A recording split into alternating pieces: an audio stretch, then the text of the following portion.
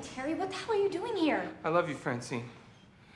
If you were with me, you wouldn't be here in this strip club shaking it for dollar bills. This is a ballet studio, Terry. Okay, these poles are horizontal. He loves you very much, Francine.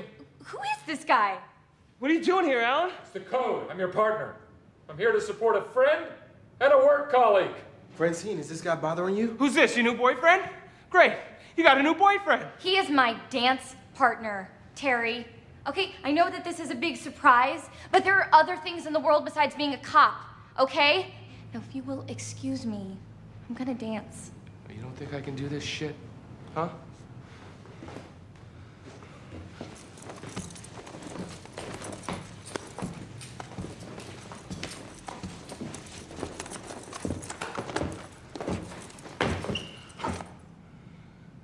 Wow, that was surprisingly good, Terry. I love you, Francine. You don't know what love is. He loves you very much, Francine. I heard it when he said it, thank you. You know what you're doing to me? You're killing me inside. And don't eyeball me, man! You run around with this crack dealing drug addict? Terry! Does not approve of your behavior. Can you please go? And you too, creepy guy standing in the door? Let's go, Alan. I think we all experienced our own ballet today. A ballet of emotion, feelings. You're kind of making things worse. But now we come to a period that I call the battle for identity. Lies my grandma told me. Yeah, superstitious devices. Lies my grandma told me. What? Urban mythological rules. Bubble mice, yeah. Salut les kids et bienvenue dans En attendant Godard, saison 14, épisode 15. Cette semaine émission amour, drama et danse. On s'en va du côté ouest où la vie passe pleine de songes et d'illusions. Ces palaces n'abritent que mensonges et passions. Comme un roman sur la plage, ces vagues sont des torrents. Du côté ouest, le vent tourne les pages d'intrigues et de serments. Entre le calme et l'orage, les drames sont des volcans. Eh oui, vous êtes bien dans En attendant Godard, l'émission de cinéma qui est mieux que les autres. Et donc, vous l'aurez peut-être compris via cette citation du générique de l'excellente série Côte Ouest. Donc, j'avais reconnu. Je sais bien que tu avais reconnu. Donc, nous allons parler de West Side Story, nouveau long métrage de notre Steven Spielberg d'amour. Ensuite, nous parlerons des Amants sacrifiés, nouveau long métrage de Kiyoshi Kurosawa.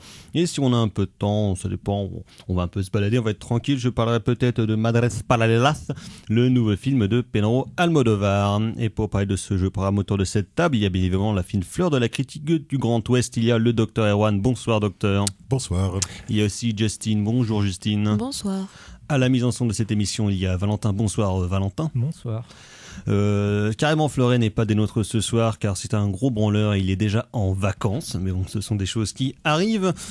Et donc oui, donc ce sont les vacances. La semaine prochaine, il n'y aura pas d'émission de Parlotte, ça sera la mixtape numéro 36 de En attendant Godard, donc spécial chant de Noël et autres joyeusetés, une sélection tout à fait soyeuse à base qui ira de Afroman jusqu'à Bob Dylan à peu près. Donc voilà, avec des choses assez chamarrées et joyeuses où on va célébrer Baby Jesus, avoir du crack en cadeau et baiser des putes à Noël. Bref, un beau programme. Un programme chatoyant. Exactement. Dans 2 semaines, donc, normalement, ce sera la diffusion d'un entretien qui a été réalisé à Comptoir du Doc cette année, mené par Carla et Justine, ici présente, donc avec Claire Atherton, monteuse des films de Chantal Ackerman, si je ne dis pas de bêtises.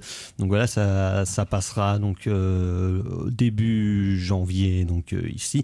Et après, nous pourrons reprendre vraiment le cours normal de nos opérations. Avant de passer à la section critique de cette émission, pas d'agenda local parce que donc c'est les vacances, hein, c'est Noël, il ne se passe rien en projection spéciale à Rennes parce que les gens sont occupés à fourrer leur dinde. Je parle bien sûr du repas, hein, docteur. Hein, je vois votre regard libidineux, mais j'avais bien compris. J'ai bien compris. Et donc agenda national sur les quelques sorties des 2 prochaines semaines, il n'y a pas grand chose hein, parce que donc balancé entre 2-3 dessins animés de Noël ou un Spider-Man, il y a pas beaucoup de sorties, mais il y a quand même quelques petites choses hein, qui peuvent nous intéresser, notamment donc demain il y a le nouveau Matrix Resurrections, donc qui sort, dont les retours sont déjà très intrigants. Moi, ça m'intéresse. Sinon, il sort le 24 décembre sur Netflix. Quelle drôle d'idée de faire une date pareille. Le nouveau film de Adam McKay, Don't Look Up, avec Leonardo DiCaprio, Jonah Hill, Jennifer Lawrence. Donc voilà, qui sort. Ça a l'air tout à fait intéressant, comme sont tous les derniers, enfin, comme d'ailleurs tous les films de Adam McKay. Sinon, pour moi, le nouveau film de Charlotte de Turckheim comme réalisatrice, Mince alors 2. Oui, donc la suite. J'ai vu l'affiche. Vous aviez oublié Mince alors. J'avais complètement oublié que ça existait. Mais moi aussi, j'avais totalement oublié. Écoute, là, en plus, hier, j'étais content. J'ai vu la bande-annonce de Maison de retraite, film de Thomas Gilou avec Gérard Depardieu, Daniel Prévost, Kev Adams. Voilà, donc c'est vraiment le Avengers de la. C'est plutôt le Irishman. C'est le Avengers de la vieux exploitation française. Donc voilà, ça sort début janvier. Ça va être formidable. Début janvier, on a aussi quand même. Ça, j'ai plutôt hâte pour moi. Rumba la vie, le nouveau film en tant que réal et acteur de mon héros Franck Dubosc. Donc, j'ai remarqué. Mais ça s'arrête jamais en fait. C'est-à-dire que dès qu'ils en ont terminé de produire une, ils en produisent une autre. Mais ah non, mais c'est ça, aberrant. Combien il y en a qui sortent par an, quoi. Beaucoup. Putain. Là, je suis assez. Écoute, là. Ça fait plus que ça en fait. Le CNC produit plus que ça en fait. Là, je l'ai chopé, je l'ai pas encore regardé. Un film avec Jérôme Commandeur et Dussolier qui s'appelle Attention au départ. Donc ça se passe avec la grève des trains, tout ça. Ça promet, ça va être super. Mais sur Franck Dubosc, j'ai remarqué le jour que j'ai vu comme 98% de sa filmographie. Mais tu devrais avoir honte déjà. Tu t'en vantes. Si vous avez un lien pour stopper Charité Business, un film de la fin des années 90. Bon, j'ai un peu peur de le voir parce que les héros c'est Smain et Elise Moon, mais Franck Dubosc apparaît dedans. Donc si vous avez un lien, je suis preneur. Vous pouvez l'envoyer sur En attendant Godard, hein, ça m'intéresse. C'est juste. J'ai pas de lien moi. Je te dis tout de suite, je l'ai pas ce film-là. C'est parce que je suis complétiste, donc voilà, je me dis quitte à finir ce film. Tu as très cher pour ça. Ouais, mais t'as choisi entre être complétiste de Fritz Lang et être complétiste de comédie française contemporaine, quoi. De Franck Dubosc. Voilà, t'as fait un choix. Voilà, c'est ça. C'est un choix. C'est la vie que j'ai décidé de mener et je ne regrette rien. Parfois, si, mais. C'est aussi un choix idéologique, monsieur. Je suis désolé, mais en ces temps sombres, en cette période sombre, tu as tracé une ligne dans le sable, hein, moi je trouve. Une ligne droite dans le sable, ouais. Ce sont des choses qui arrivent. Donc sinon, pendant cet été, donc il y a le nouveau film du rigolo Paul Schrader qui va sortir, The Card Counter, donc avec Oscar Isaac qui joue au poker. Et plein de culpabilité chrétienne, probablement. Parce que donc on rappelle que Paul Schrader est un excellent réal et scénariste et que aussi c'est un gros joueur de poker en ligne et il s'est fait virer d'à peu près tous les clubs de poker en ligne où il était parce qu'il passe son temps à insulter des gens et du coup Paul, comme il est mis à rigoler, il dit que c'est à cause de la cancel culture. C'est juste que c'est un gros con. Mais... Vous avez vu son top, il a sorti son top, il a mis son film en premier. Son top de l'année, le premier c'est Card Counter. Paul Schrader, quoi. Voilà, c'est ça. Quel sympathique fanfaron. Sinon, donc, sort aussi la préquel des Kingsmen de Matthew Vaughn, donc Kingsman 3, première mission. Ça a l'air moche. Voilà. Mais il y a Rhys Ifans qui va cabotiner Rasputin qui apparemment dépasse le cabotinage de Jared Leto dans House of Gucci. Donc ça, du coup, j'ai envie de voir, mais qui va surjouer un russe. Et sinon, il y a le nouveau film de Mamoru Hosoda, donc Belle, qui était en avant-première la semaine dernière à l'Arvor, qui sort aussi pendant l'été. Il y a aussi ce film étrange interdit aux moins de 16 ans de prof et de sextape. Oui. Il y a aussi ça aussi. Mais ça passe à l'Arvor, je crois. Ça passe à l'Arvor. Ouais. Voilà. Donc je ne sais pas. De Radou. Oui, c'est ça. Ouais. Apparemment, c'est bien. Oui. Ouais. Ça passe en ce moment à l'Arvor. Pas très fun, mais un bon film de vacances. Hein. Ouais, voilà. Avec, paraît-il, 10 minutes de sexe non simulé en ouverture. Ce qui est, je me dis, d'accord. Voilà, c'est une bonne entrée en matière. Après, il faut que ça soit bien, quoi. Voilà, c'est ça. Parce que sinon. La bonne baisse, quoi. Sinon, après ça. Ouais, mais même ça peut être de la baisse nulle, mais il faut qu'après ça soit bien, quoi. Parce que, voilà. À voir sur pièce. Voilà, à juger sur pièce. Je ne sais pas si entre deux fourrages de dinde, mais voilà, ça pour changer les idées. Voilà, c'est ça exactement. Donc voilà, c'est un peu ce qui va se passer là pendant les vacances. Il y a quand même pas mal de trucs. Voilà, il y a quelques petites choses à se mettre sous la dent entre deux gavages de foie gras et une intoxication alimentaire parce que les huîtres n'étaient pas fraîches. Par exemple. Voilà, on va passer donc à la section critique de cette émission. On va retourner à la fin des années 50. On va chanter, on va danser notamment le mambo. Oye, Javi, ponle fuego, vamos!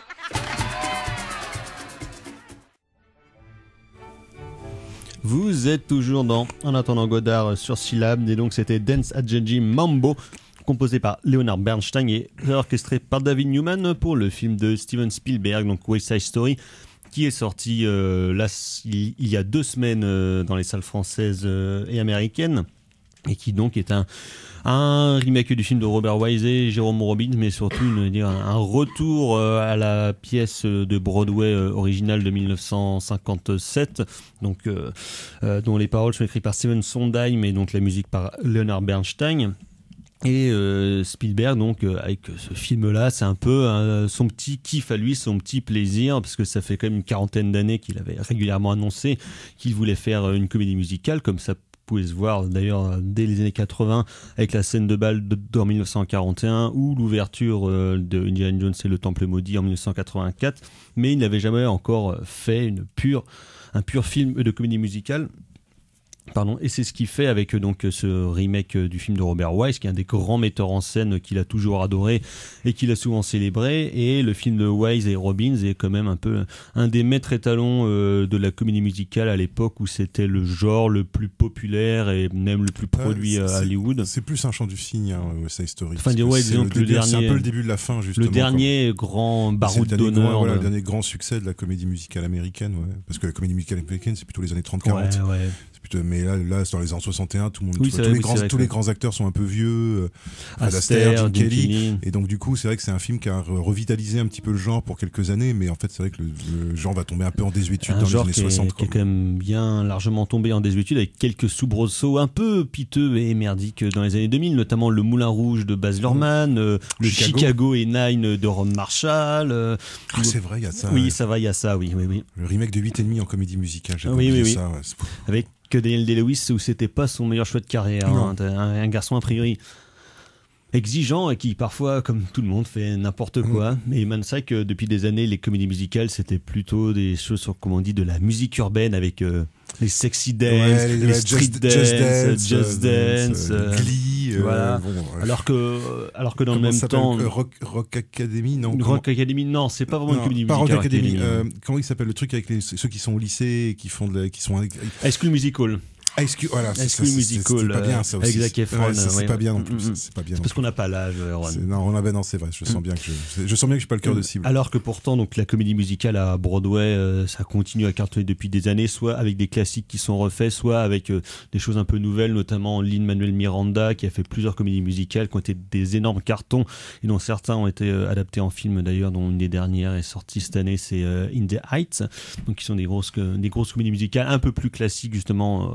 On va dire, en termes de dramaturgie par rapport. Et puis il y a eu le Spamalot d'Eric Idle, il y a eu The Book of Mormon des gars de South Park. Enfin voilà, ça s'est ouvert à pas mal de trucs et qui ont plutôt bien marché en plus. Qui ont eu des gros succès, qui souvent ont ramassé beaucoup de récompenses. Mais donc c'est vrai que le cinéma s'est tombé totalement en désuétude et visiblement c'est pas prêt de repartir vu le bide que se tape le film de Spielberg. En même temps, ce genre de film est vraiment anachronique de par sa musique, de par son sujet, de par, on va dire, peut-être le public visé qui, en tout cas, ce serait plutôt les quarantenaires, cinquantenaires, qui sont pas la population qui retourne le plus en salle actuellement due to Covid, comme vous vous doutez. Covid related. Hein. C'est ça. Et donc, parce que ça, c'est un film qui devait sortir il y a un an déjà, il devait sortir en décembre 2020 et qui donc a été repoussé d'un an. Donc, ce qui fait qu'on aura 2 films de Spielberg en moins de 6 mois puisque son prochain donc sort l'année prochaine. Un film qui est coécrit donc par son co-scénariste de Munich et de Lincoln, Tony Kushner, qui est celui de West Side Story aussi. Oui, exactement, et qui donc reviennent au livret original de la pièce de Broadway, en remettant notamment dans l'ordre les numéros tels qu'ils étaient dans la pièce, alors que Robert Wise et Jérôme Robbins avaient fait beaucoup plus de manipulations sur l'ordre des numéros et un petit peu sur l'histoire. Donc comme je disais, pour Spielberg, c'est à la fois non seulement un genre de récréation ou un vrai plaisir qui se fait, mais aussi une manière de retravailler un certain âge d'or perdu du cinéma américain et de la comédie musicale aussi. Donc en faisant de nombreux ajouts et de nombreux détours par rapport on va dire, au film original, parce que donc lui et puis Kushner ancrent le film finalement dans quelque chose d'un peu plus réaliste, en tout cas d'un peu plus concret comme réalité entre la lutte entre ces deux bandes rivales de jeunes, donc les Jets qui sont des Américains d'origine européenne, donc soit des Polonais ou bien des Italiens notamment, et les Sharks qui eux sont des Américains mais d'origine donc des Caraïbes, mais surtout de Puerto Rico. Donc ça va être cette lutte qui va se mêler, bien évidemment, au milieu de tout ça, une histoire d'amour entre un jeune Jets et puis la jeune sœur d'un des Sharks, donc l'histoire classique de Roméo et Juliette, d'amour contrarié sur fond de guerre des gangs où les coups de poing sont remplacés par des pas de danse. Donc, pas que. Non, pas que. Il y a quelques tartes dans la tronche. Voilà, aussi, quand même, ça fait toujours plaisir. Et donc à la fois donc en ancrant donc, son film dans un univers on dirait un peu plus concret, un peu plus réaliste et surtout un peu plus sale que le film de Robert Wise, puisque donc le film commence littéralement sur des bâtiments en train d'être détruits alors que les Jets vont surgir pour aller combattre les Sharks, et donc il y a toujours ce truc qui est constant dans le film, ça va être une poussière constante qui va voler sur les personnages et qui va s'abattre sur eux lors de leurs nombreuses scènes de confrontation, que ce soit pour avoir le contrôle d'un revolver ou alors le rumble pas dans les mines de sel mais dans le hangar de sel, justement, voilà.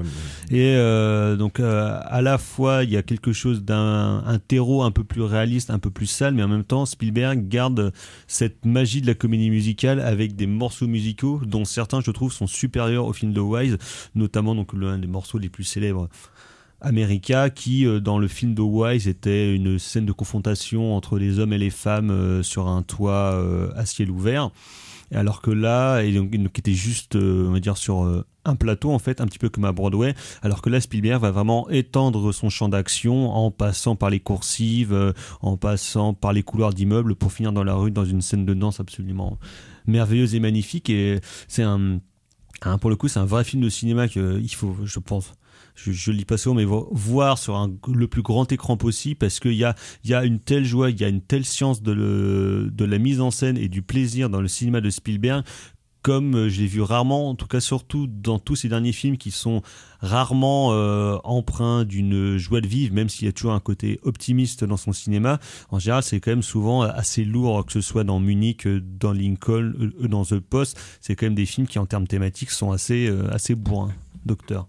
Oui, c'est clair qu'il prend beaucoup de plaisir, voilà, Steven, à faire ce film qui est dédié à son père, donc on sent bien que ça a aussi à voir. Qui est mort récemment. Voilà, ça a aussi à voir avec son enfance. C'est pas pour rien qu'il fait un film qui se passe dans les années 50. On sent bien que Spielberg, là, ça fait un petit moment déjà qu'il est dans une phase où il retourne vers son passé. Et que son prochain film, donc The Fabelmans, c'est un film semi-autobiographique, qui est le premier film qu'il coécrit officiellement depuis AI, donc il y a 20 ans, et qui se passe justement sur sa jeunesse dans la banlieue américaine, sur un petit jeune qui veut faire du cinéma et dont les rapports avec ses parents sont assez compliqués, quoi. Donc c'est pas du tout voilà, c'est assez comment dire, ça moi je trouve que c'est assez cohérent en fait la manière dont il procède. Alors ce qui est intéressant, moi je trouve, sur West Side Story, c'est effectivement, je pense que faire le jeu des comparaisons, des changements peut être intéressant, mais je pense que c'est pas vraiment moi en tout cas, alors moi je connais moins la version originale de West Side Story, en fait, je l'ai moins dans la tête, ça fait très longtemps que je l'ai vu, mais j'ai l'impression que il arrive à maintenir quand même une espèce de forme d'équilibre entre fidélité et infidélité, et à savoir que donc effectivement les chansons sont pas distribuées aux mêmes personnages, ont pas lieu au même moment, dans les mêmes décors, mais par contre il arrive, alors moi il y a des moments d'ailleurs qui sont assez bluffants, parce qu'il y a des moments où moi dans le cinoche j'avais vraiment l'impression de regarder un film du début des années 60, c'est-à-dire en termes de couleur presque de la pellicule, enfin de colorimétrie, en fait, de grain. Kaminski, c'est vrai que là pour le coup il charge bien sur les couleurs, il charge bien sur les couleurs, et donc, dès que les couleurs sont un peu chaudes et tout, ça devient, la scène de balcon par exemple est vachement bien, mais c'est lié aussi au fait que c'est lié aussi au fait qu'il assume en fait comment dire, la dimension théâtrale, en fait, c'est-à-dire que c'est ça qui est intéressant. Factice. Ouais, c'est ça qui est intéressant dans le film, c'est qu'à la fois effectivement le contexte, on va dire urbain, est plus réaliste, voilà, avec tout un couplet sur la gentrification, sur les destructions des immeubles, sur les rapports de classe, voilà, sur les rapports de classe, mais tout en construisant des scènes qui sont des scènes clairement théâtrales. C'est-à-dire, je pense notamment à cette rue dans laquelle se trouve la boutique, en fait, de Rita Moreno, voilà, qui interprétait Anita dans la version originale du film de Wise, et qui se trouve dans une espèce de rue avec des bâtiments en ruine derrière. Je trouve que c'est très beau, parce que, enfin, c'est-à-dire, c'est du numérique, mais on sent que le numérique tout est fait pour essayer de. Ça sent le studio quand même. Ouais, tout est fait pour reproduire, en fait, l'impression de studio. Même les scènes à New York et tout, tu sens bien le. Alors qu'il a vraiment tourné dans les rues de New York. Ouais, il arrive à faire ressembler les rues de New York à un studio. Et moi, c'est assez. Et moi, je trouve ça bluffant. J'adore les films qui sont en studio. C'est assez bluffant parce qu'il arrive vraiment à reproduire ce sentiment, quoi, de studio, et donc ça c'est assez impressionnant. Et puis voilà, on sent bien que voilà, moi je trouve que ce plaisir, il est quand même assez communicatif, quoi, dans le film, quoi. C'est-à-dire que c'est un film qui assume complètement son premier degré, déjà pour commencer. C'est-à-dire que Spielberg, il nous dit... Il n'y a pas une once de cynisme. Non, il n'y a pas une once de cynisme, quoi. Il n'y a pas une once de cynisme, et les références qui sont faites au film original sont pas des clins d'œil. C'est-à-dire que tu peux ne pas avoir vu l'original, ça pose aucun problème. Tu vois, à part la présence de Rita Moreno, voilà, mais qui est super dans le film, hein, voilà, qui a une des plus belles chansons du score en plus, qui est normalement c'est pas son c'est un personnage qui me semble n'existe pas dans c'est un homme en fait dans la version originale.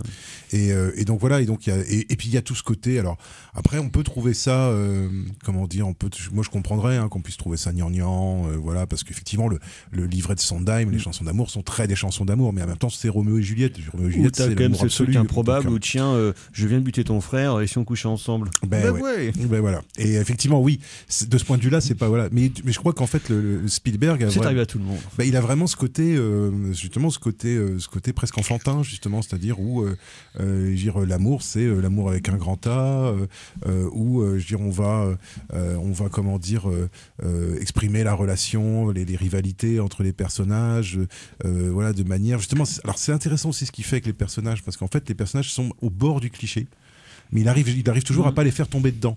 Et ça, c'est ça. Le jeune amoureux transé, voilà, insertion. C'est ça. Et en fait, il est toujours au bord, c'est-à-dire tu sens bien qu'il a conscience que ce qu'il fait en fait est quelque chose qui est totalement considéré comme désuet en fait.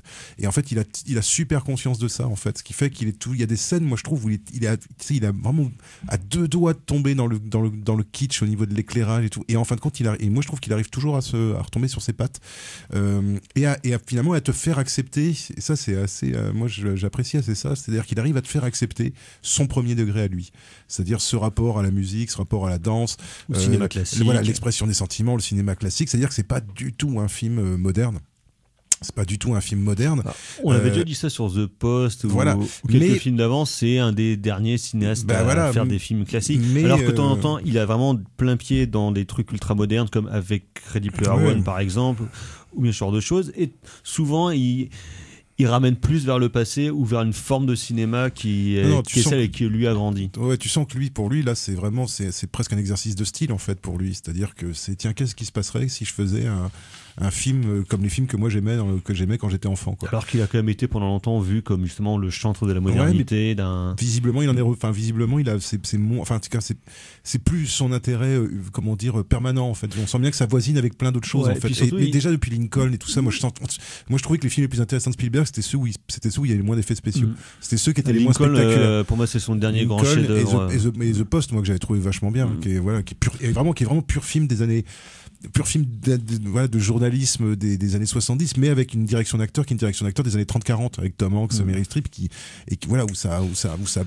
Il y a un truc aussi là, avec West Side Story, c'est que c'est quand même un cinéaste qui a fêté ses 75 ans la semaine dernière, et on parle souvent des cinéastes qui sont un peu vieux, toi, genre Martin Scorsese sur The Irishman ou Clint depuis des années qui fait un cinéma un peu crépusculaire où ils sont conscients de la fin, on va boucler, donc parfois c'est souvent un peu mélancolique, un peu triste. Spielberg il n'en a rien à foutre, parce que t'as l'impression qu'il a encore 25 ans, qui fait des films avec une pêche, une joie, et il n'y a pas du tout ce côté triste, mélancolique, ou alors oh merde c'est foutu, c'est la fin. Lui au contraire il reste optimiste par rapport à beaucoup de ses petits camarades de jeu, quoi. Même quand tu vois les films de De Palma, enfin depuis toujours, de toute façon, les films de Coppola, où tous les derniers sont quand même empreints d'une mélancolie, d'une tristesse assez forte.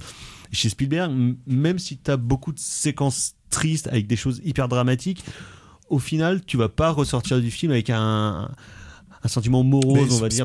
Spielberg reste, moi je pense que Spielberg reste malgré tout un humaniste relativement optimiste, c'est-à-dire que il y a tout un couplet dans le film sur les questions de racisme, les questions d'homosexualité, mais je trouve qu'à chaque fois il arrive à s'en sortir, il arrive à faire en sorte que ça ne devienne pas de la leçon de morale, et tu sens qu'en fait maintenant il est super sincère en fait dans son propos, effectivement le métissage, enfin voilà, tu sens qu'il est tout à fait il est tout à fait ok avec ça, et c'est pas un film du tout de militant en fait, c'est vraiment un film de juste quelqu'un qui dit voilà comment moi comment je vois les choses, et comment est-ce que justement la haine entre deux gangs, mais qui voilà, quand on voit l'Amérique actuellement qui est quand même divisée en deux irréconciliables, et où la question du territoire est une question importante dans le film comme dans la société américaine. Il y a vraiment cette on sent qu'il y a aussi un commentaire sur le post-Trumpisme, sur cette espèce de pays divisé en deux, de diviser autour de questions de race, de diviser autour de questions de sexe, enfin de sexualité, et qui et évidemment on sent bien que c'est pas le monde dans lequel il a envie de vivre lui, quoi. Mais pour autant il le fait pas en étant cynique. Dans le film de Wise, à un moment t'as les Sharks qui sont en train de marcher dans la rue et ils voient un gamin qui est en train de jouer, qui dessine une marelle à la craie sur le trottoir, et eux ils décident de passer autour parce que le territoire c'est un truc de sacré, alors que là dans le film de Spielberg ce sont les Jets qui vont passer et ils vont défoncer le truc sur ce côté d'une Amérique blanche, on va dire, ou qui se pense pure, qui va finalement tout défoncer sur son passage parce que le territoire de l'autre finalement c'est le mien. Bah oui, et puis alors avec ce truc un peu dérisoire, c'est-à-dire de se battre pour un quartier qui est en passe d'être détruit. Et en fait, c'est se battre pour des ruines. Voilà, et puis se battre pour pas être remplacé, en fait, c'est-à-dire pour exister. C'est-à-dire qu'il n'y a pas de sens véritablement à cette guerre de territoire, sinon le fait pour des gamins mal aimés et qui vont être oubliés, qui vont être rasés en même temps que le quartier, d'exister en fait, non pas d'exister socialement tout simplement, quoi. Donc c'est vrai que le côté un peu grave, quoi, du film, il est quand même, il reste. Et ça, de ce point de vue-là, il l'a pas édulcoré, quoi. Le côté, j'ai espèce de gravité, la scène de confrontation finale dans cette espèce d'entrepôt de sel là, elle est super bien, moi je trouve, justement, et avec une espèce de violence assez surprenante d'ailleurs chez Spielberg. Moi j'étais assez surpris. On est plus habitué justement avec ces films justement comme Munich ou ces films historiques un peu plus graves, on va dire. Mais dans le cas d'une comédie musicale un peu joyeuse, il y a un vrai truc physique violent. Où ça tape un petit peu, et puis ça se fout des coups de chasse. Mais encore une fois, toujours très premier degré. Et pareil, quand il y a des scènes d'amour, je pense notamment à la scène du balcon, enfin la scène de l'escalier en fer avec Tonight, je trouve qu'elle est super bien, cette scène. Elle est vraiment très très belle, quoi. Et il arrive, il se passe. Et alors moi, ça faisait un petit moment que j'avais pas vu ça au cinéma. Effectivement, je trouve dans un gros film, on va dire, c'est que j'ai l'impression qu'il se passe des trucs entre les acteurs. Voilà, alors ça m'a fait assez bizarre. Il y a de la chimie. Je commençais à être un peu habitué aux acteurs américains qui jouent un peu plan-plan, tu vois, et où il faut que ce soit vraiment du film de potes pour que tu sentes voilà. Et là, pour un film hollywoodien, je trouve, avec tous ces petits jeunes que moi je connaissais absolument pas, qui sont tous que des danseurs qui et dansent, des acteurs de Broadway, qui chantent, qui sont tous très bons, et où il y a, voilà, moi je trouve que tu crois à l'histoire d'amour, quoi, entre Tony et Maria, et moi j'étais, je pense qu'il faut vraiment être ronchon, quoi, on va dire, pour pas se laisser avoir au bout d'un moment par le film. C'est-à-dire que ça peut être peut-être un peu difficile de rentrer dedans parce que c'est une forme de comédie musicale aussi où tout d'un coup les gens se mettent à chanter, ce qui est effectivement quelque chose qui est plus très commun aujourd'hui, quoi. Mais tu vois, moi j'avais peur de ça. C'est-à-dire, je me suis dit, c'est au premier numéro, je vais voir au premier numéro, dès que ça va commencer à chanter, je vais voir si ça vocalise trop, si ça, tu voyais, si oui, mais tu vois, c'est... Et en fait, puis c'est aussi de la vraie musicale avec des mecs qui savent chanter, quoi. Ouais. C'est pas du Michel Legrand ou des non, là je suis allé prendre mon café ce matin. Non, il y a des envie de les tarter, et ce qui fait que c'est vrai que moi j'avais jamais trop réfléchi à la composition musicale dans West Side Story, et je trouve qu'il y a des morceaux avec des chevauchements de voix qui sont vachement bien, notamment la scène collective où ils vont vers le combat là, où avant le Rumble, justement. Voilà. Et puis il y a des scènes assez étonnantes, notamment il y a deux scènes moi que j'ai trouvé justement assez émouvantes, assez bizarrement. C'est les scènes où il y a quelqu'un qui chante et il y a quelqu'un qui joue. Et ça, c'est assez étonnant. Enfin, c'est pas étonnant parce que ça existe dans la comédie musicale, mais j'avais un peu oublié que ça existait. Et par exemple, t'as une scène, où Anita vient de perdre Bernardo. On spoil. Hein, je suis désolé, West Side Story. Elle est magnifique d'ailleurs, Anita. Voilà, Anita, l'actrice, est superbe. Comment dire, elle rentre à l'appartement et il y a donc Maria qui lui explique qu'elle peut pas se séparer de Tony parce qu'elle l'aime, etc., etc. Et en fait, l'actrice donc chante son couplet, et pendant ce temps-là, en fait, Anita, elle est en train de pleurer, quoi. Et en fait, moi, ça faisait longtemps que j'avais pas vu ça, où tu sens toute l'intensité du jeu d'actrice en même temps que tu sens l'intensité l'intensité du chant. Et ça se retrouve à la fin, notamment les derniers mots chantés que Maria glisse à l'oreille de Tony au moment où il agonise.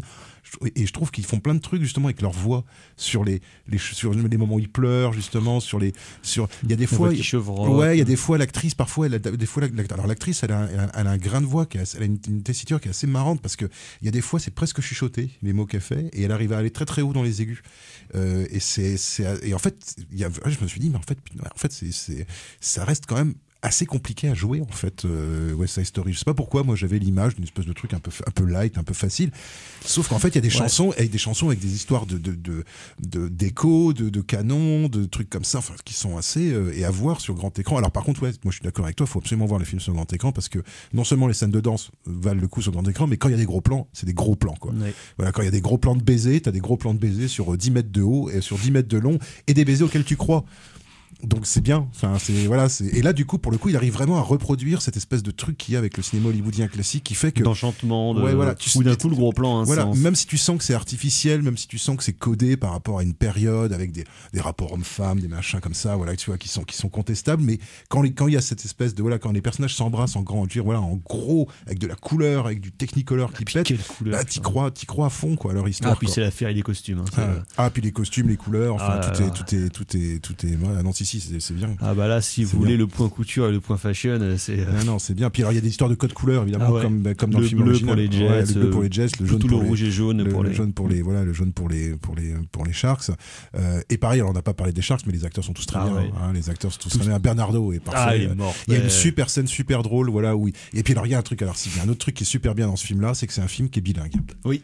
Et ça c'est un truc, et c'est un film les dialogues en espagnol ne sont pas sous-titrés. Voilà, aucun dialogue en espagnol est sous-titré. Parce qu'il disait Spielberg justement qu'il voulait pas qu'une langue prenne le pas sur l'autre. Et c'est tout au même niveau. Et il y a des scènes de comédie, notamment il y a une scène super drôle avec Bernardo où il y a Anita qui arrête pas de lui dire de parler en anglais, et lui il veut pas parler en anglais English. Et voilà, et les filles, elle et Maria en fait le mettent dans une situation où il arrive plus à parler parce que tous les mecs sont comme régulièrement pris pour des gros bolos. Oui, voilà, et pour des gros machos latinos. Et avec des scènes par exemple pareil aussi une super idée, la scène, enfin il y a une scène d'agression, il y a une scène d'agression sexuelle dans le film, et là où tout d'un coup la danse prend une fonction complètement différente, où la danse devient menaçante en fait. La danse devient plus du tout cette espèce de truc de libération de la comédie musicale, mais devient quelque chose de beaucoup plus sombre, et je trouve qu'il arrive bien à voilà, dans ce qu'il rajoute finalement c'est plutôt bien en fait. Parce que les personnages rajoutés ou les scènes rajoutées, je trouve sont plutôt des ajouts pertinents, moi, qui me semblent assez pertinents. Donc en fait finalement c'est à la fois un film de vieux con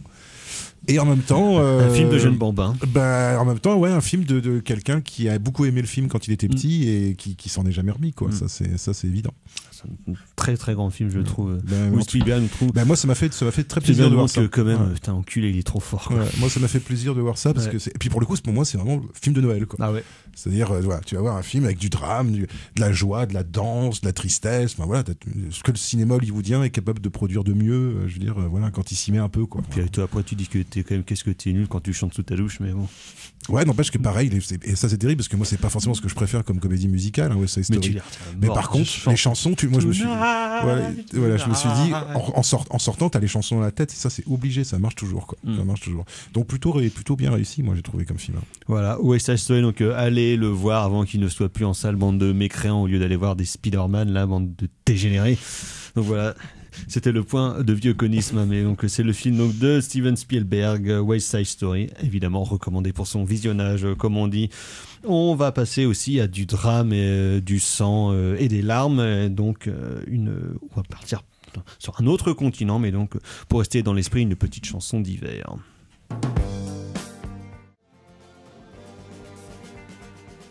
Vous êtes toujours dans En attendant Godard sur Syllab, et donc c'était Françoise Hardy avec Song of Winter.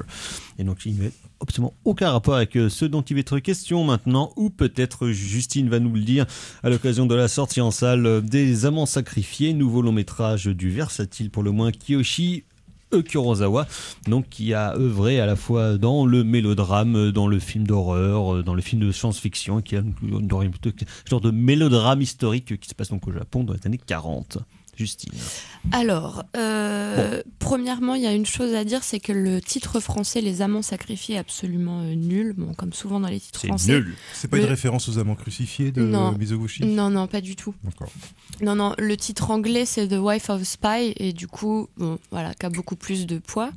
Donc, comme tu l'as dit, Thomas, là, c'est un film qui est un peu curieux dans la carrière de Kurosawa, parce que c'est la première fois qu'il s'attaque vraiment à une épopée un peu historique. En tout cas un espèce de drame passionnel sur fond d'histoire, je vais y revenir, parce que le film se passe en 41 à Kobe au Japon, Et on suit du coup le personnage, enfin un couple qui sont les deux personnages principaux, qui sont des jeunes gens assez aisés, assez modernes et très occidentalisés, dans un Japon qui va commencer à basculer dans un enfermement, enfin qui commence déjà depuis la fin du 19e siècle à basculer dans une sorte d'ostracisation. La guerre arrive très vite, ils en ont pas encore conscience tout à fait, mais du coup ils se retrouvent très vite épiés faits et gestes par la milice japonaise, je l'ai noté, la Kempeitai. Ah, quand même un petit peu de vocable, un petit peu de culture nippone. Et du coup, donc voilà, ils se retrouvent très vite épiés en fait par cette milice armée japonaise, parce que on peut commencer à soupçonner le mari d'espionnage, ou en tout cas de pacte avec le diable, qui sont les ennemis américains à l'époque. Donc le mari décide à un moment de se rendre dans une province chinoise. Donc voilà, encore une fois très curieux, parce que la guerre sino-japonaise va éclater. Et du coup, donc il part en Mandchourie dans l'espoir. Lui, donc c'est un notable de Kobe et qui verse un peu dans le commerce. Donc il décide d'aller en Mandchourie avec son neveu afin de ramener plusieurs médicaments, parce que le coût là-bas des médicaments est beaucoup moins cher. Donc en fait voilà, il veut faire son petit commerce. Pour lui, tout va bien. Sauf qu'en fait, quand il revient, sa femme se rend compte qu'il y a quelque chose qui a changé. Donc elle va d'abord le soupçonner dans un premier temps qu'il a eu une liaison avec une fille qu'ils ont ramenée de Chine. Sauf qu'en fait, cette fille-là décède. On ne sait pas trop pourquoi, voilà. Donc là, on arrive un peu dans le côté thriller du film. Et après, on reglisse vraiment dans... je pense la plus belle partie du film, qui est pas hyper long, qui fait à peine 2 heures, mais on glisse progressivement vraiment sur un... La partie du film ou le film entier? Le film entier fait 2 heures. Oui. La partie du film fait la moitié du film. Du coup, dans la plus belle partie, qui est vraiment le déploiement, l'explosion du drame passionnel en fait qu'il y a entre eux. Parce que ce qui joue là, en fait, pour ce couple, c'est une grosse crise en fait existentielle pour eux, sur fond de crise nationale. Et donc il y a à la fois la double paranoïa de cette femme qui comprend qu'il s'est passé quelque chose en Chine, pendant le voyage de son mari. Mais aussi il y a la paranoïa du pays au même moment, qui commence à s'ultra-militariser, à se renfermer sur elle-même, qui refuse le commerce, donc voilà. Et tout ça fait que, en fait, on a un espèce d'enchevêtrement de double jeu, en fait, de théâtre des opérations à la fois d'un côté national, ce qui est ultra passionnant d'un point de vue historique, mais on pourrait s'attendre du coup à quelque chose d'assez linéaire. Et là où Kurosawa est extrêmement fort, c'est que le film a certes une espèce de facture un peu classique, une esthétique un petit peu sophistiquée, raffinée, parfois précieux. Quelques distances. C'est un peu précieux. Vraiment, voilà, on n'est pas dans des recherches formelles. On est vraiment dans quelque chose de classique, ce qui donne aussi une espèce d'âpreté au film, mais qui en fait ressortir une dimension dramatique décuplée. Ce qu'il cherche de plus en plus dans tous ces derniers films, à la fois son traitement assez habituel chez lui de la paranoïa et justement des couples un peu en crise, où il avait tendance à aller quand même dans une forme de plus en plus sèche, plus classique justement, moins maniériste qu'à ses débuts. Complètement, mais là, je pense qu'il met de plus en plus aussi dans ses films, c'est la force des symboles. Il y a une scène extrêmement belle où du coup le couple s'enlace, donc il faut savoir que c'est un couple qui n'est pas très proche au début. On comprend, voilà. Alors après, le titre français, comme je l'ai dit auparavant, est un peu biaisé, puisqu'on a l'impression qu'en fait il va se passer une romance entre un jeune militaire qui a été fait officier il y a pas longtemps, qui connaît la femme. Ouais, t'as l'impression que c'est un titre de Marguerite Duras, quoi. Oui, un petit peu, où en fait on va avoir un espèce de film choral où les personnages vont se croiser, et pas du tout, en fait. Les deux vrais personnages, ce sont ce couple en fait qui vit quelque chose. Ça ne ressemble pas à du Marguerite Duras. Heureusement. En tout cas, moi je trouve ça beaucoup plus épais et beaucoup plus dense. Et du coup, donc ils sont en fait. Elle comprend qu'il revient de Chine et qu'en fait, là-bas, en Mandchourie, il a vu des exactions nippones et qu'il a tout filmé. Donc en fait, lui, évidemment, il va se mettre à se surprotéger, à vouloir partir du pays, parce qu'il sait qu'il va être menacé. Oui, et puis surtout que les Japonais n'ont pas été hyper funky pendant la guerre. Hein, le massacre de Nankin, tout ça. Non, mais là, on est en 41, donc en fait, c'est pas encore tout à fait advenu. Donc lui, il lui dit, écoute, viens avec moi, on part aux États-Unis. Et c'est à ce moment-là, on comprend qu'il a... En 41, il y a quand même bon timing. Hein. Oui, mais ça va pas du tout se passer comme prévu, et je dévoilerai rien. Mais pour en revenir à cette scène vraiment sublime, c'est qu'en fait il s'enlace, et en fait, il croit à une puissance vraiment des images, parce que il y a d'un côté de la pièce qui est très sombre, l'autre côté qui est très lumineux, et en fait, quand ils s'embrassent, l'un et l'autre regardent soit la lumière, soit le côté sombre. Et finalement, mis au regard de ce qui se passe à la fin du film, on comprend en fait la puissance évocatrice de ces images-là, et ça ponctue le film, vraiment. Donc, on est à la fois dans un espèce de jeu de piste assez Hitchcockien, parce qu'il y a quand même beaucoup de suspense, il y a quand même quelques scènes où il revient un peu plus à des choses tortueuses, à des choses où il aime bien un peu tordre comme ça les corps. Il y a des scènes qui sont beaucoup plus lisses, mais le récit, et c'est sa grande force, n'est jamais linéaire, alors que l'ancrage est historique. Ce qui est absolument... Ça reste un vrai film d'espionnage, en fait. Complètement, ça reste complètement un vrai film d'espionnage, sauf que ce qui prend le pas sur le film au bout d'un moment, c'est vraiment le drame passionnel. Et le double jeu, en fait, qui se joue entre ce qui se passe à un moment clé de l'histoire du Japon, qui est quelque chose d'hyper complexe, en fait, à prendre en compte, parce que même nous, en tant qu'occidentaux, on a très peu appris, en fait, les ressorts qu'il y avait là-dedans, ce qui fait que ça donne une espèce de dimension narrative au film très dense et très épaisse, comme je l'ai dit, mais en même temps il y a plein de ressorts. On est toujours on va croire que peut-être le mal s'incarne dans la femme, puis en fait dans l'homme, puisqu'en fait ils ont chacun leur raison d'appartenir à un groupe, voilà. Et finalement on comprend que la femme, donc qui choisit de suivre l'homme qu'elle aime dans sa quête de liberté, pour fuir un peu les pressions qu'il va subir, on comprend qu'elle a choisi, alors que ça n'a pas été le cas pendant quasiment toute la première partie du film, qu'elle a choisi en fait ses vrais sentiments amoureux plutôt que ses sentiments nationaux et ce qu'elle pouvait ressentir de loyauté envers son pays. Donc elle arrive à faire glisser sa perception politique et de sa nation en fait sur la perception amoureuse de son mari. Raconté comme ça, on dirait un film de Fassbinder, en fait, les mélodrames qu'il a fait sur la fin, comme Maria Brown ou bien Véronica Voss, où justement tu avais la grande histoire de l'Allemagne durant la guerre, on va dire, et des drames passionnels où clairement dans Maria Brown était une métaphore de l'Allemagne pendant et après le nazisme. Oui, alors au contraire de Fassbinder, je trouve que là il y a moins les recherches un peu d'avant-garde voilà, qui moi des fois m'énervent un peu chez Fassbinder, j'avoue, qui me mettent un peu en retrait, où je me sens j'ai un peu de mal. Attention. Et alors que là, en fait, on prend un vrai plaisir de spectateur à regarder ce film-là 2 heures, parce qu'on est à la fois pris dans l'intrigue, pris dans les passions, on recherche des choses, mais en fait, on n'est jamais manipulé par le récit, qui est d'une écriture incroyable. C'est le réalisateur de celui que je n'ai pas vu, mais qui apparemment est un grand film, Drive My Car, qui est sorti cette année. C'était un élève de Kurosawa. Ils bossent pour la première fois ensemble.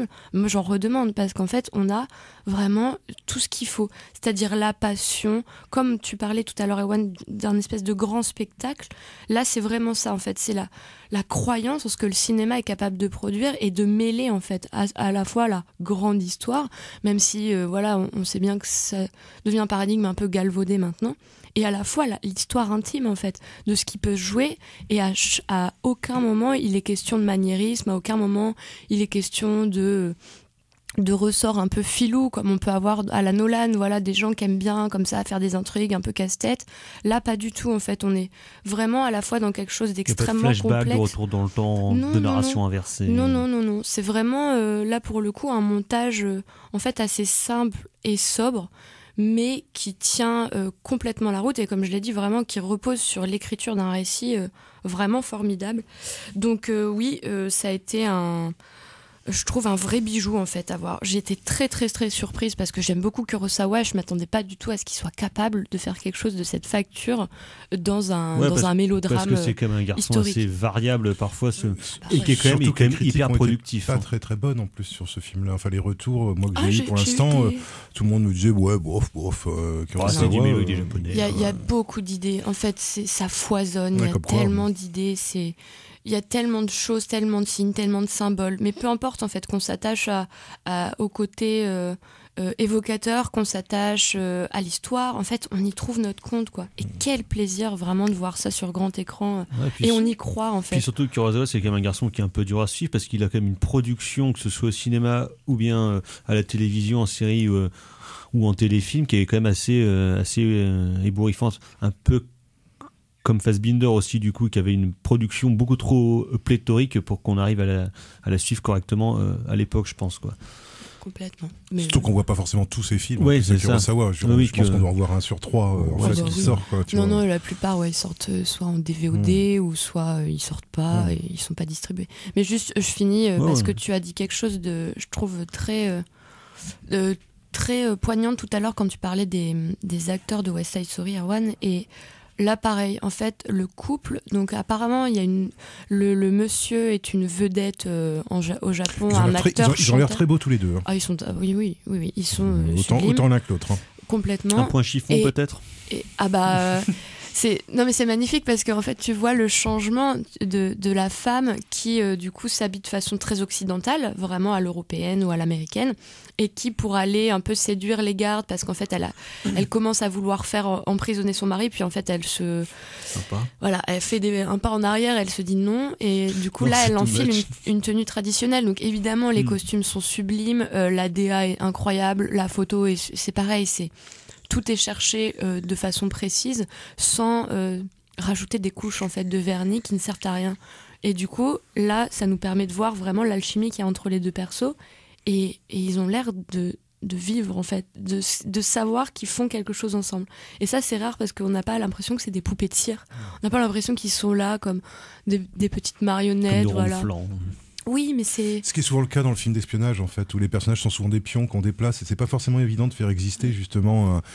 les histoires d'amour, enfin la personnification dans l'espionnage, c'est souvent un peu... sachant que souvent c'est des adaptations en plus d'auteurs qui sont quand même spécialistes de la distanciation. Enfin, je pense à Le Carré par exemple, où il y a ce côté très très cruel quelque part, très froid, très distancié. Et c'est vrai que c'est pas évident effectivement de faire exister. Mais je pensais un peu au film de Zemeckis aussi. Oui, je pensais à Allier aussi, qui essayait aussi un petit peu cette formule-là justement de grande histoire et de petites histoires avec une espèce de doute justement sur qui est l'espion, qui est honnête, qui ne l'est pas. Enfin, voilà, donc c'est intéressant de voir Kurosawa se porter vers ce genre de sujet-là, quoi. Et c'est vraiment ultra réussi. Ça fait une petite pause entre deux films de fantômes, quoi. Entre des films qui font beaucoup trop peur. Parce que pour le coup, il fait très bien les films qui font très peur. Non, ça fait longtemps qu'il n'en a pas fait, des films qui font peur. Mais bon, ça fait longtemps. Il les fait bien quand même. Et puis Kairo, putain. Tu mouilles ta culotte. Donc c'était Les Amants Sacrifiés, le dernier film en date pour l'instant en France de Kiyoshi Kurosawa. Je ne devais pas avoir le temps de parler du Almodovar, mais c'est pas grave, on en parlera peut-être à la rentrée. On va passer immédiatement au coup de cœur. C'est de la merde.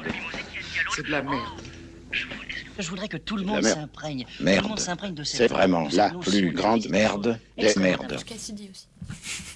Oui, donc les coups de cœur, puisqu'il a envie de parler, Justine. Oui, du coup, comme on a un peu de temps, je me permets d'en avoir 2 cette semaine.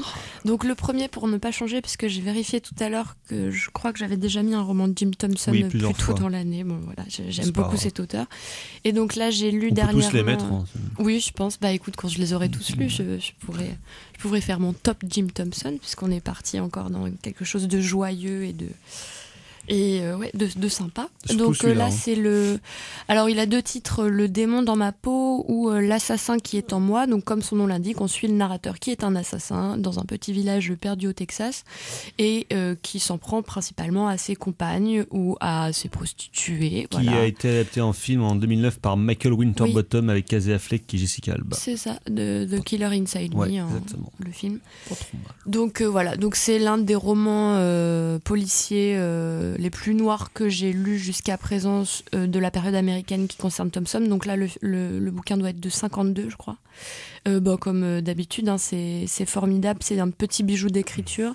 Et comme je le disais, le côté noir, parce que roman à la première personne, donc évidemment, on n'a pas trop le temps de respirer. ça se prend comme un charme, encore une fois. Et le deuxième coup de cœur, c'est Butch Cassidy et le Kid, évidemment, de George Roy, avec Robert Redford et un petit inconnu qui s'appelle Paul Newman. Je sais pas, je le connaissais pas, mais ça m'a donné envie de voir d'autres films de lui. Il y a d'ailleurs, on en reparlera, je pense, il y a l'autobiographie de Paul Newman qui sort l'année prochaine au printemps chez La Table Ronde. Ouais. Alors, je crois qu'elle sortira plutôt en fin d'année chez La Table Ronde parce que l'édition américaine doit sortir au printemps, donc le temps qu'ils traduisent, on en a peut-être pour un an encore, mais oui, quelle joie. Ça sera pour ton prochain Noël. Oui, un peu de gaieté dans l'an 2022 qui nous attend. Ça va faire... Un peu de Paul Newman. Voilà. Merci, docteur. Alors, moi, ça sera une petite fantaisie tchèque de 1963, tout à fait sympathique, un film que je ne connaissais pas, mais que j'ai eu l'occasion de présenter grâce à Monsieur le Grand Timonier qui m'a convié à le présenter à Calac. Film qui s'appelle Un jour un chat, qui est un film réalisé par un réalisateur qui s'appelle Wojciech Jasny, qui est une espèce de comment dire, qui est quelqu'un qui est un petit peu considéré comme le père spirituel en fait de la nouvelle vague tchèque. En tout cas, c'est Miloš Forman qui le dit, et qui donc fait dans ce film-là, une espèce de conte de fées contemporain qui se passe dans un petit village avec un chat qui porte des lunettes de soleil, et quand on lui enlève ses lunettes de soleil, les gens prennent la couleur de leurs actions et de leurs sentiments. Donc c'est un mélange de comédie musicale, de films, de contes de fées, est-européens, de films burlesques. C'est super étonnant. Il y a un travail de dingo sur les couleurs. Il y a un travail de chef-op de fou dans le film. Il y a c'est très tchèque, c'est-à-dire avec un côté expérimental. Non, mais c'est avec ce côté à la fois hyper léger, très comique, très burlesque, et en même temps cette espèce de veine expérimentale dans le montage, dans le traitement des couleurs, où il y a des plans qui sont superbes. Enfin voilà, avec plein d'acteurs très sympathiques.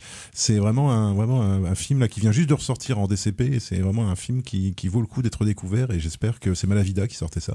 J'espère qu'ils auront l'occasion d'en sortir d'autres, parce que moi je dis, le cinéma tchèque justement est pas encore assez connu, en tout cas il est pas forcément facile à voir, et il y a plein de choses à voir dans les années 60. Il me semble je rebondis juste, il me semble sur Mubi en ce moment, je crois qu'il y a un gros halo rétrospectif sur la nouvelle vague tchèque de l'animation. Ouais. Alors apparemment plein de chefs-d'œuvre. Il y a du gros, il y a du gros aussi, Zonkmayer, tout ça, Trinka. Enfin voilà, c'est donc et film qui, comme souvent dans le cinéma tchèque, est un film hyper subversif en termes de discours, derrière la fantaisie colorée, voilà. Et donc c'est pas Jacques Demy, quoi. Non, c'est un film à double. Non, c'est un film. C'est un film à double effet qui se coule, qui est très sympathique à voir.